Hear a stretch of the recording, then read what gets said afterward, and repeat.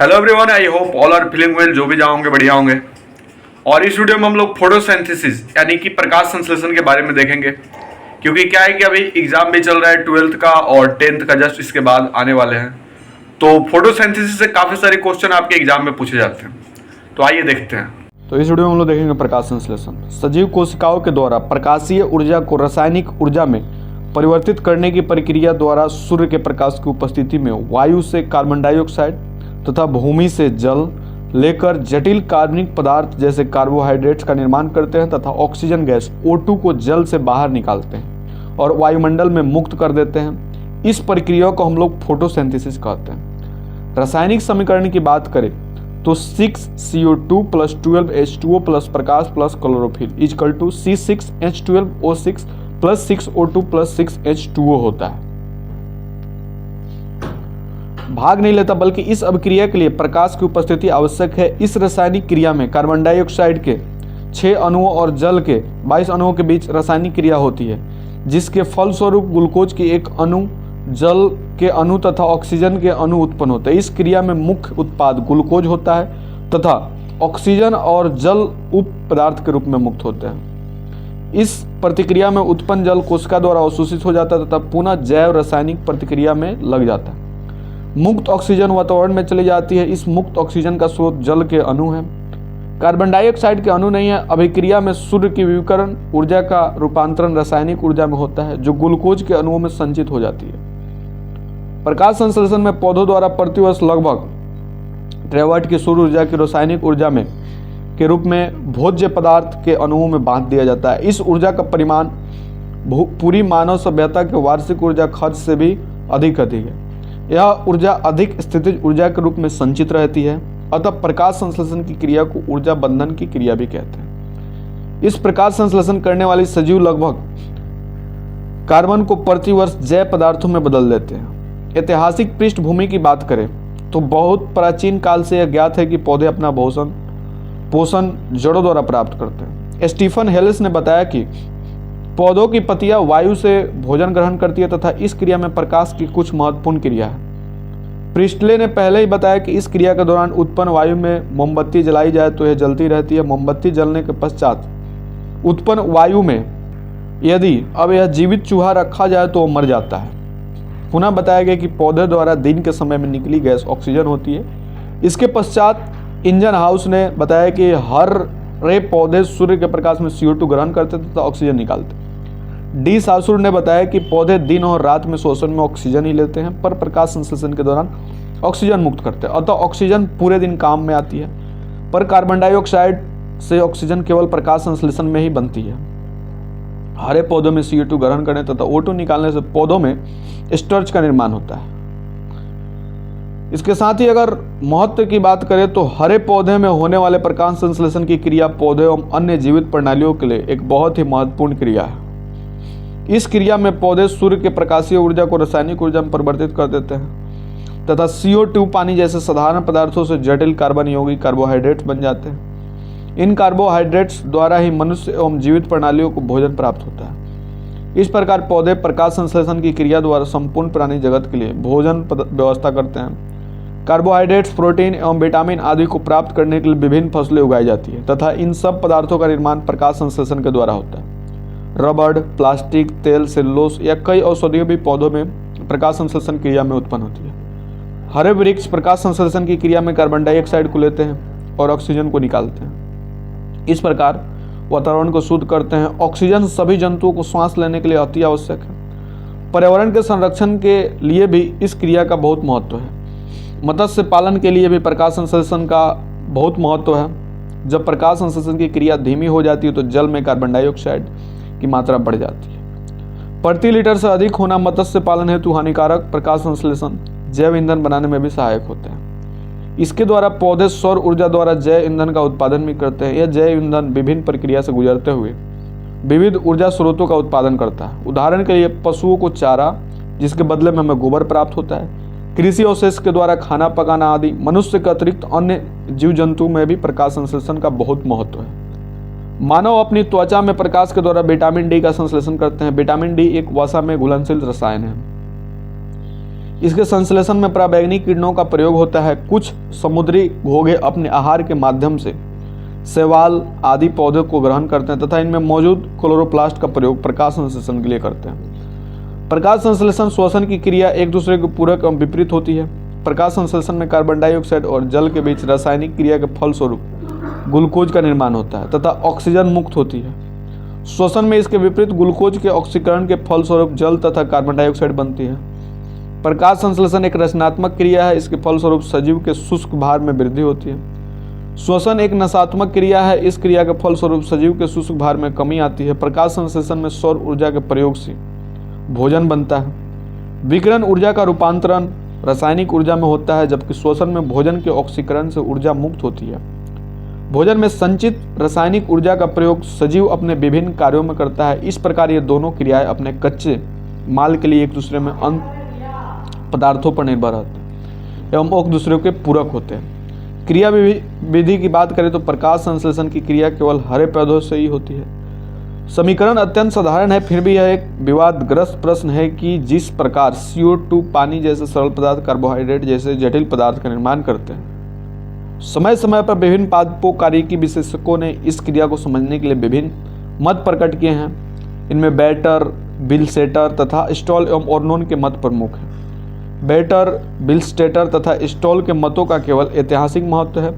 इनके बाद के परीक्षणों में सही नहीं पाया गया। 1968 में ओर्नोन ने बताया कि क्लोरोप्लास्ट में पाई जाने वाली प्रोटीन फेरोडिक्सिन प्रकाश संश्लेषण की क्रिया में मुख्य कार्य करती है। आधुनिक युग में सभी वैज्ञानिकों द्वारा यह मान्य है कि प्रकाश संश्लेषण में स्वतंत्र ऑक्सीजन पानी से आती है। आधुनिक समय में अनेक प्रयोगों के आधार पर यह सिद्ध हो चुका है कि प्रकाश संश्लेषण की क्रिया निम्न 2 चरणों से संपन्न होती है।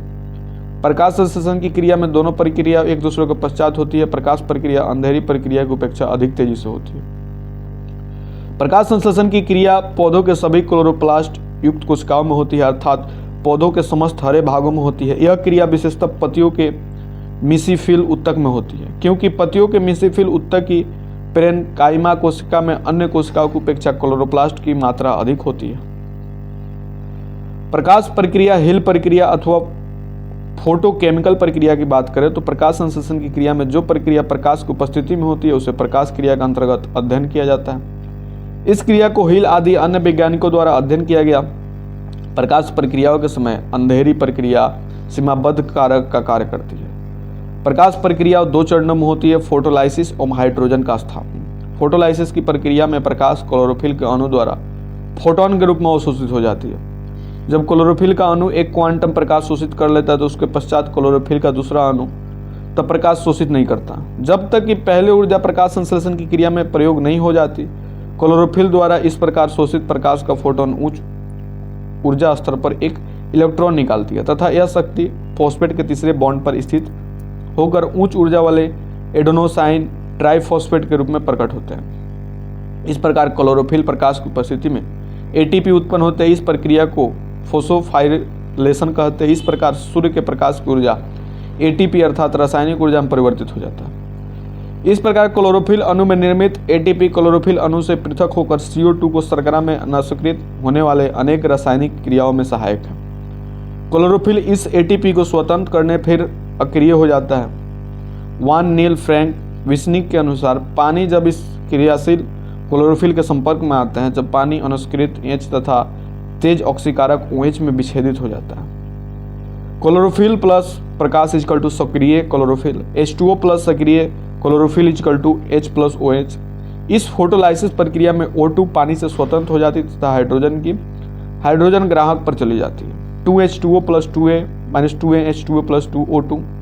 इस प्रकार पौधे की प्रकाश संश्लेषण की क्रियाओं से निकली समस्त ऑक्सीजन जल से प्राप्त होती है। हिल रूबेन ने इनका समर्थन किया, O18 का प्रयोग करके इसको सिद्ध किया। पानी से ऑक्सीजन निकालने को क्लोरोलिला नामक सवाल में CO2 की उपस्थिति में दिखाया गया। इसका अर्थ हुआ कि CO2 की अनुपस्थिति में ऑक्सीजन का उत्पादन हो सकता है, परंतु इसमें हाइड्रोजन ग्राहक होना चाहिए।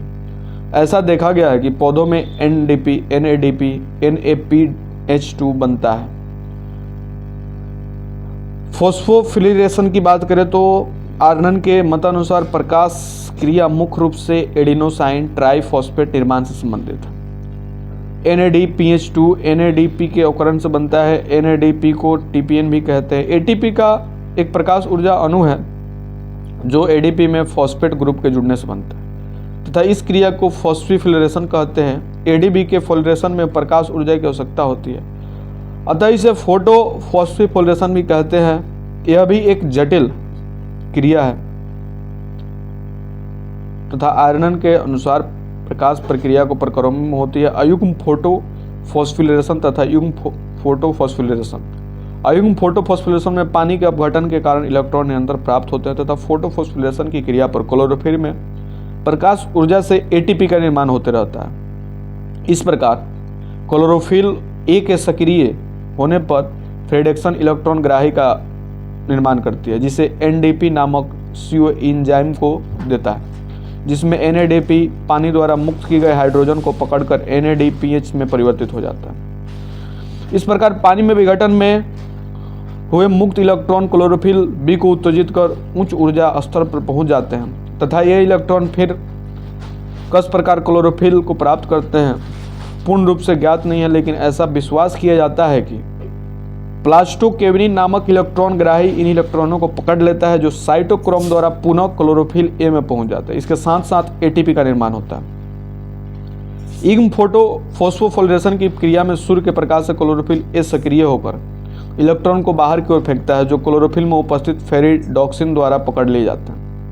यही इलेक्ट्रॉन मुक्त होकर प्लास्टिक्यूनोन नामक इलेक्ट्रॉन ग्राही द्वारा पकड़ लिया जाता है।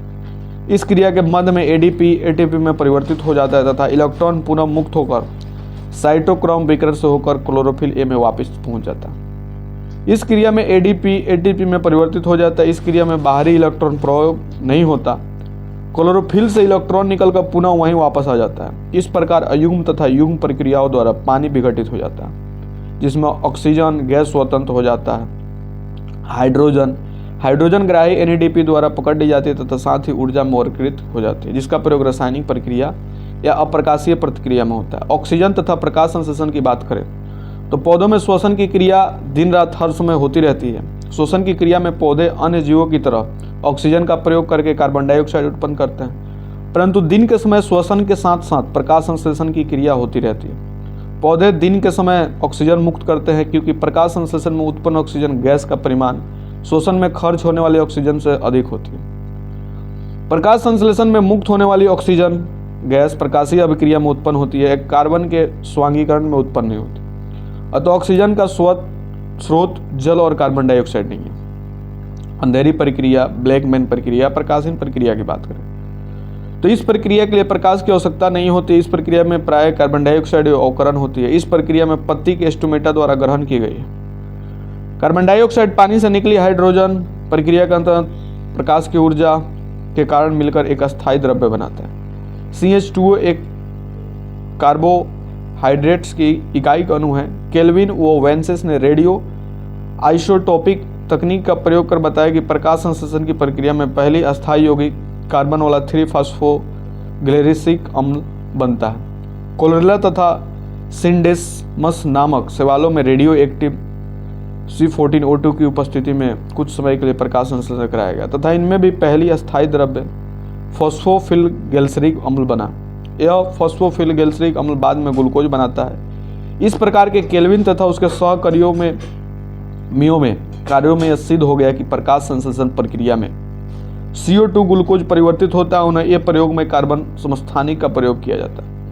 क्लोरोफिल में राइबोलीज बिस्फोफॉस्फेट उपस्थित रहता है। अब वायुमंडलीय CO2 पत्ती के स्टोमेटा द्वारा प्रवेश कर अंदर पहुंचती है तथा तुरंत ही राइबोलीज विस्फोटक के साथ मिलकर एक अस्थायी यौगिक का निर्माण करती है। इस प्रकार बना अस्थायी यौगिक कार्बन शुगर है, शीघ्र ही फॉस्फोग्लिसरिक एसिड के अणुओं में टूट जाता है। अब यहाँ पर NADPH2 द्वारा हाइड्रोजन मुक्त किए जाने पर PGA को PGL में परिवर्तित कर देता है। इस क्रिया में ऊर्जा ATP से प्राप्त होती है। इस प्रकार CO2 से कार्बोहाइड्रेट निर्माण हो जाता है। प्रकाश संश्लेषण की अंधेरी प्रक्रिया में जिन पौधों में अस्थायी यौगिक फॉस्फोग्लिसरिक अम्ल बनता है उन्हें C3 पौधा कहते हैं। फॉस्फोग्लिसरिक अम्ल एक कार्बन वाला यौगिक है, इसलिए इन पौधों का ऐसा नामकरण है। जिन पौधों में पहला अस्थायी यौगिक वाला यौगिक बनता है उनको C4 पौधा कहते हैं। साधारणतः 4 कार्बन वाला यौगिक ऑक्सीलेटिक अम्ल OAA बनता है। पहले ऐसा विश्वास किया जाता था कि प्रकाश संश्लेषण में कार्बन डाइऑक्साइड के स्थिरीकरण या यौगिकरण के समय केवल C3 या केल्विन चक्र ही होता था, अर्थात पहला स्थायी यौगिक फॉस्फोग्लिसरिक अम्ल ही बनता है। लेकिन हैच एवं स्लेक ने बताया कि कार्बन डाइऑक्साइड के स्थिरीकरण का एक दूसरा पथ भी है।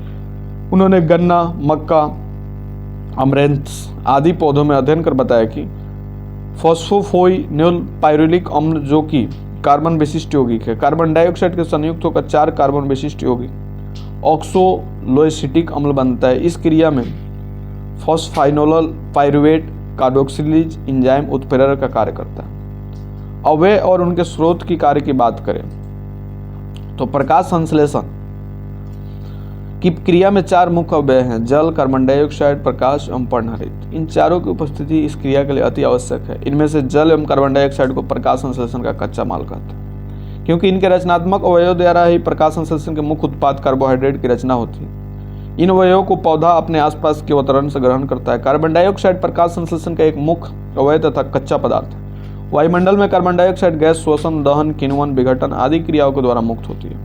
वायु में इसकी मात्रा 0.03% से 0.04% होती है। स्थलीय पौधे इसे सीधे ही वायु से ग्रहण कर लेते हैं। इन पौधों की पत्तियों में छोटे छिद्र होते हैं जिन्हें पर्णरंध्र कहते हैं। कार्बन डाइऑक्साइड इन्हीं पर्णरंध्रों से पौधों की उत्पत्तियों में प्रवेश करती है। जलमग्न पौधे जल में घुली कार्बन डाइऑक्साइड को अपनी शारीरिक सतह से विसरण द्वारा ग्रहण करते हैं। जल में कार्बन डाइऑक्साइड का स्रोत जलीय जंतु हैं, जिनके शोषण में यह गैस उत्पन्न होती है। जल के भीतर से अटानों में उपस्थित कार्बोनेट या बाइकार्बोनेट के विघटन के भी कार्बन डाइऑक्साइड उत्पन्न होती है, जिसके जलीय पौधे प्रकाश संश्लेषण में ग्रहण करते हैं। प्रकाश संश्लेषण में ग्लूकोज नामक कार्बोहाइड्रेट का निर्माण होता है। इसमें कार्बन C, ऑक्सीजन C तत्व के परमाणु कार्बन डाइऑक्साइड CO2 से प्राप्त होते हैं। क्लोरोफिल की बात करें तो क्लोरोफिल एक प्रोटीनयुक्त जटिल रासायनिक यौगिक है। यह प्रकाश संश्लेषण का मुख्य वर्णक है। क्लोरोफिल तथा क्लोरोफिल B 2 प्रकार का होता है। यह सभी स्वपोषी हरे पौधों के क्लोरोप्लास्ट में पाया जाता है। क्लोरोफिल के अणु सूर्य के प्रकाशीय ऊर्जा को अवशोषित कर उसे रासायनिक ऊर्जा में रूपांतरित करते हैं। सूर्य के प्रकाशीय ऊर्जा को अवशोषित करके क्लोरोफिल का अणु उत्तेजित हो जाता है। यह सक्रियण जल के अणुओं को H+ तथा OH आयन में विघटित कर देते हैं। इस प्रकार क्लोरोफिल के अणु प्रकाश संश्लेषण की जैव रासायनिक क्रिया को आरंभ करते हैं। प्रकाश सूर्य का प्रकाश संश्लेषण के आवश्यक है। बल्ब आदि के तीव्र कृत्रिम प्रकाश में भी प्रकाश संश्लेषण की क्रिया होती है। लाल रंग के प्रकाश में यह क्रिया सबसे अधिक होती है।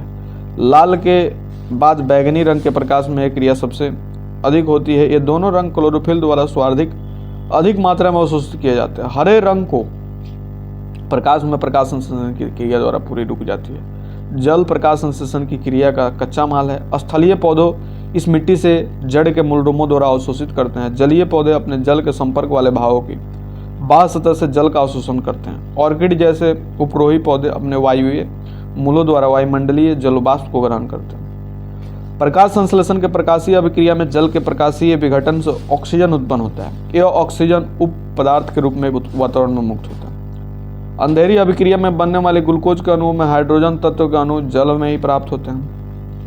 प्रकाश संश्लेषण के समय जल अप्रत्यक्ष रूप में भी कई कार्य करता है। यह जीव द्रव्य की क्रियाशीलता तथा एंजाइम की सक्रियता को बनाए रखता है। प्रभावित करने वाले कारक की बात करें तो प्रकाश संश्लेषण की क्रिया अनेक कारकों द्वारा प्रभावित होती है। इसमें कुछ कारक बाह्य होते हैं तथा कुछ आंतरिक। इसमें अतिरिक्त कुछ सीमाबद्ध कारक भी होते हैं। बाह्य कारक वे होते हैं जो प्रकृति और पर्यावरण में स्थित होते हुए प्रकाश संश्लेषण को प्रभावित करते हैं। जैसे चूंकि सूर्य के पदार्थ से पौधा इस क्रिया के लिए ऊर्जा प्राप्त करता है तथा अंधेरे से यह क्रिया संभव ही नहीं है। कार्बन डाइऑक्साइड, क्योंकि ऐसा देखा गया है यदि अन्य सभी कारक पौधों को उच्चतम मात्रा में प्राप्त होता था, वायुमंडल में CO2 की मात्रा धीरे धीरे बढ़ाई जाए तो प्रकाश संश्लेषण की दर भी बढ़ जाता है। तापमान, क्योंकि देखा गया है कि पौधे में प्रकाश संश्लेषण की क्रिया के लिए एक निश्चित तापक्रम की भी आवश्यकता होती है तथा जल, पानी, फोटोकेमिकल प्रक्रियाओं के अत्यंत आवश्यक, और यह इस क्रिया के समय अनेक रासायनिक परिवर्तनों में सहयोग करता है। आंतरिक कारण वे हैं जो पत्तियों में स्थित हुए प्रकाश संश्लेषण की क्रिया को प्रभावित करते हैं, जैसे पर्णहरित तथा क्लोरोफिल, जिसके द्वारा प्रकाश ऊर्जा रासायनिक ऊर्जा में परिवर्तित होती है। प्रयास जीव द्रव्य, पूरस तथा प्रोटोप्लास्ट जिसमें पाए जाते हैं विकर प्रकाश संश्लेषण की क्रिया को प्रभावित करते हैं। भोज्य पदार्थ का जमाव, क्योंकि प्रकाश संश्लेषण की क्रिया में बना भोजन यदि स्थानीय कोशिकाओं में एकत्रित होता रहे तो प्रकाश संश्लेषण की दर धीमी हो जाती है। पत्तियों की आंतरिक संरचना, क्योंकि प्रकाश संश्लेषण की दर पत्तियों में उपस्थित स्टोमेटा या रंध्र की संख्या तथा अनेक बंद एवं खुलने के समय निर्भर करती है। पत्तियों की आयु, क्योंकि नई पत्तियों में पुरानी पत्तियों की अपेक्षा प्रकाश संश्लेषण की दर अधिक होती है। इसके अतिरिक्त प्रकाश संश्लेषण में इन सभी वस्तुओं की अलग अलग गति को प्रभावित करती है। जब प्रकाश संश्लेषण की एक क्रिया विभिन्न कारकों द्वारा नियंत्रित होती है तब प्रकाश संश्लेषण की गति सबसे मंद कारक द्वारा नियंत्रित होती है। प्रकाश कार्बन डाइऑक्साइड, जल, क्लोरोफिल इत्यादि में से जो उचित परिमाण से कम परिमाण में होता है वह पूरी क्रिया की गति को नियंत्रित रखता है। यह कारक समय विशेष के लिए सीमाबद्ध कारक कहलाता है। प्रकाश संश्लेषण के लिए ये इन्फॉर्मेशन आपको कैसी लगी? तो फोटोसिंथेसिस के बारे में छोटी सी वीडियो आपको कैसी लगी कमेंट करके बताएंगे। जल्दी मिलते हैं आपसे नेक्स्ट वीडियो में, तब तक के लिए बाय बाय।